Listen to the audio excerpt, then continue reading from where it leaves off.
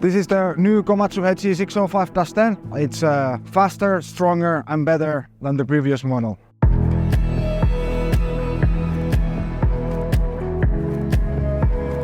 We are looking at the new HD605-10. So this is the, let me say, European premiere for this truck. So you are looking at the first truck in Europe of this new model. We gathered the feedback from our customers, from our quarry and construction business. We took the feedback, put it in Japan, and they made up this. So what we are looking is faster, stronger and better version of the HD605.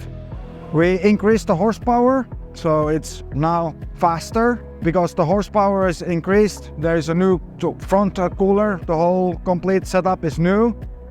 Transmission, torque work converter, actually the whole drive line until the final drives is reinforced to handle the more power.